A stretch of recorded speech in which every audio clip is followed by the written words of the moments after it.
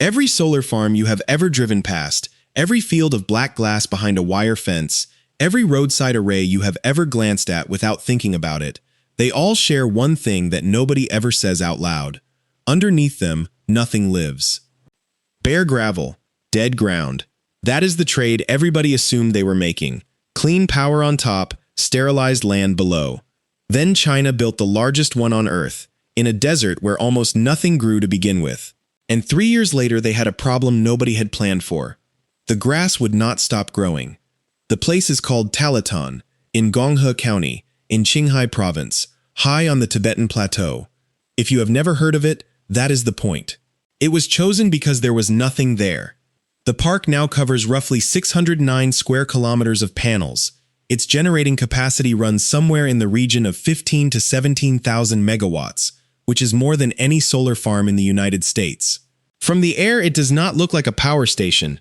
It looks like somebody spilled ink across a plateau and it kept spreading. And here is the ground it was built on. Before construction, that stretch of the Gobi was 98.5% desertified. Not dry, not struggling, effectively dead. 3 years after the panels went up, vegetation coverage across the site reached 80%. Nobody engineered that. Nobody was trying to. If you enjoy videos about technology and engineering changing the world in ways nobody saw coming, hit like and subscribe so you never miss one. Now let us get into the full story, because the reason this happened is not the reason most people assume, and it starts with why anybody built here at all. Start with the choice of location, because it explains the whole accident. Nobody picked Talatong to heal it. They picked it because it was worthless. Look at what a solar engineer actually wants. Flat ground, so you are not terracing a hillside. Empty ground, so nobody has to be moved and nothing has to be bought at a high price. Cloudless sky for as much of the year as possible. And crucially, they want altitude. That last one surprises people. Talatong sits high on the Tibetan Plateau, and thin air means less atmosphere between the sun and the panel, so more radiation arrives at the glass. Better still, it is cold up there. Solar panels are one of the few machines that work worse when the weather is nice. As a panel heats up, its efficiency drops. A freezing, blazing high-altitude desert is very close to the ideal environment for photovoltaics, and it is nearly useless for anything else. Add one more detail. Talatong sits beside the Longyangsha Dam, an existing hydroelectric station on the Yellow River, which turns out to matter enormously later. The site was chosen entirely for the sunlight and the emptiness. What grew there was not a consideration, because the assumption was that nothing would. And that assumption was not stupid. It came from a very reasonable chain of logic. Plants need light. Solar panels exist to take light. Therefore, panels and plants compete, and the plants lose. Anyone who has moved a rug and found yellow grass underneath already understands the argument. This is not a fringe worry either. It is one of the standard objections to large-scale solar everywhere in the world. Critics call it land take. The claim is that covering ground in panels removes it from the biosphere and from agriculture, and in a lot of places that argument has stopped projects. You have probably heard a version of it without noticing. Anytime somebody objects to a solar farm on farmland, or points at a field of panels and calls it industrialized countryside, that is the same argument. Panels take, ground gives. There is no version of the exchange where the land comes out ahead. And for good soil, that objection is often reasonable. Shade a wheat field and you get less wheat. Nobody has ever pretended otherwise. Now, engineers had thought about this before.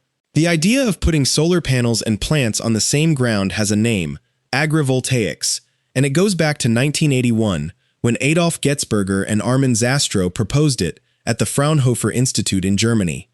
But look closely at what they were proposing, because it is different from what happened here. Their idea was about sharing productive farmland. You have good soil, you want food and electricity from the same hectare, so you space the panels to let enough light through for a crop. It is a compromise. You accept slightly less of both to get some of each. That is not this. Talatong was not fertile land being shared. It was dead land being covered. But why did the dead land come back to life?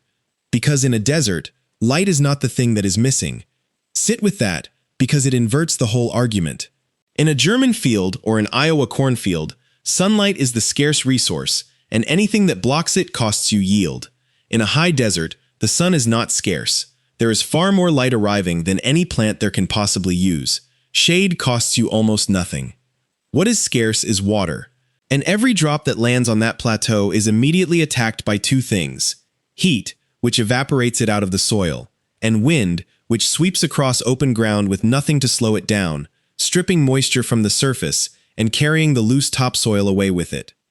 For a plant trying to establish in that environment, sunlight is not the problem. Sunlight is the least of its problems. But here is the part most people never hear about. The engineers did not build a shelter for plants. They built a power station. The shelter was a side effect of the hardware, and it turned out to be exactly the intervention that piece of ground had needed for a very long time. But what does a solar farm physically do to the ground it stands on? Three things, all of them measured at Talatan. The first is wind. A photovoltaic array is not one object. It is thousands of rows of angled panels standing above the ground, spaced apart, running for kilometers. To moving air, that is not a power station. That is a windbreak, repeated over and over across hundreds of square kilometers. Monitoring at the site found wind speed cut by roughly half. Now understand what wind does to a desert, because it is the main engine of the damage. Wind lifts sand and drives it along the surface, and that moving sand is abrasive. It strips leaves. It buries seedlings. It carries away the fine particles that hold nutrients and moisture, leaving coarser and coarser material behind. That process is a large part of what desertification physically is. Cut the wind in half, and you have not just made it calmer, you have switched off the machine that was doing the destroying. The second effect is evaporation. Panels cast shade, and shade lowers the temperature of the ground beneath. Cooler soil loses water more slowly. And because the wind is also weaker, the humid layer of air that sits right against the soil surface is no longer being stripped away and replaced with dry air every few seconds. Measured result at Talatan, evaporation reduced by about 30%. Read those two numbers together and you can see what the site had become. The same rainfall as before, the same thin soil, but now the water that arrives stays around 3 times longer than it used to, and nothing is sandblasting whatever tries to grow. The third effect is the one that sounds almost too convenient, and it is entirely practical.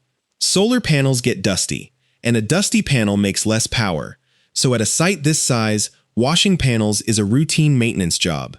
That water runs off the glass and lands on the ground underneath.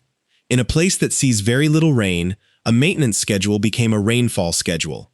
Put all three together, and you no longer have a desert. You have thousands of square kilometers of sheltered, shaded, occasionally watered ground. And now the part that decides whether any of it matters. Something has to actually be there to grow.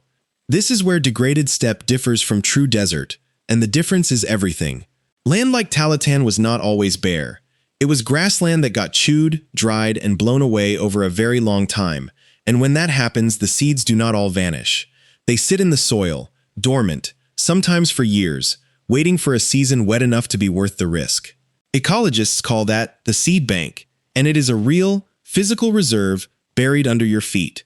So nobody planted that grass. The plateau was not reseeded by hand across 600 square kilometers. The seeds were already down there. What had been missing for generations was one tolerable spring. The panels supplied it, and then kept supplying it, every year, on schedule, whether or not the weather cooperated. Think about what that means. The array did not add anything to the ground. It removed things. It removed most of the wind, a third of the evaporation, and a chunk of the daytime heat.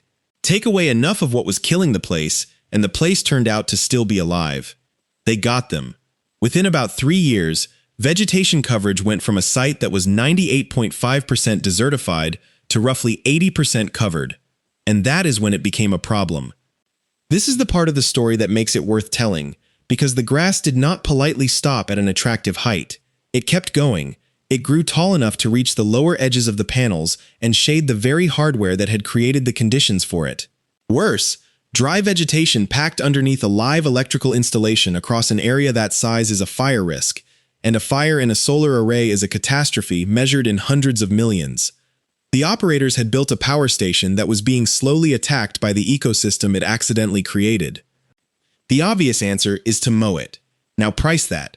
600 square kilometers, mown repeatedly through a growing season, in a remote high-altitude region, with machinery, fuel, staff, and vehicle access between every row of panels for the entire life of the plant.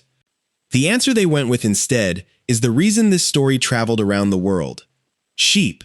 More than 20,000 of them now graze inside the park, brought in by local herders from roughly June through October each year. They eat the grass. They keep it below the panels. They remove the fire load.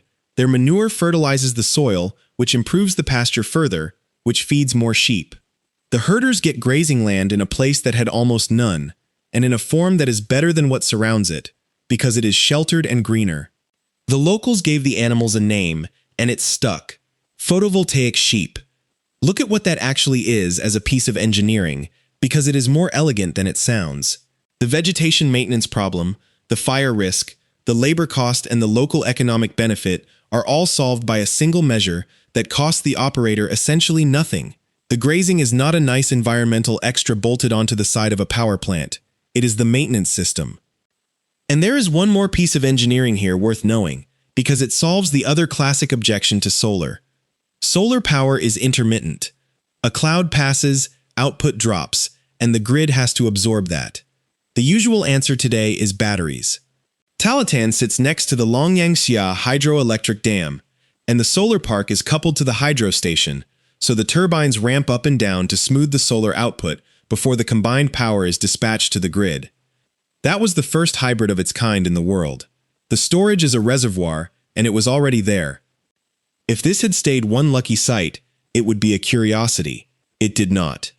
Go northeast, to Inner Mongolia, to the Kubuki, a desert once known locally by a name that translates roughly as the Sea of Death. What is being built there now is openly described as a photovoltaic Great Wall.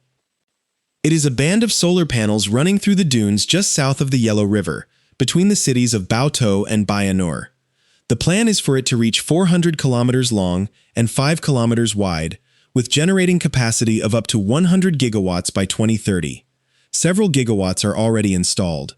NASA has photographed it from orbit, because at that scale, it is simply visible from space. And the stated purpose is not only electricity. The target attached to the project is the comprehensive treatment of around 12 million mu of desertified land, which is roughly 800,000 hectares. Notice the geography, because it is not accidental. That band of dunes sits directly beside the Yellow River, and blowing sand entering the river is a genuine, long-standing sediment problem. A windbreak there is doing two jobs at once. It is generating power, and it is holding down the sand that would otherwise end up in the water. That is the difference between Tahltan and Kubuki.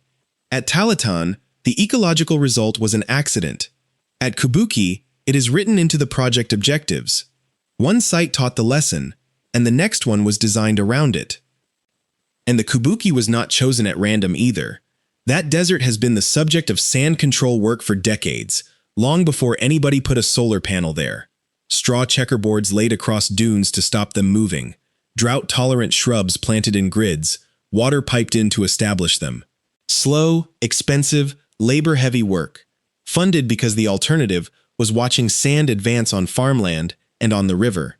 Now compare the two approaches. The traditional method costs money and produces trees. The solar method costs money, produces trees, and sells electricity for 30 years.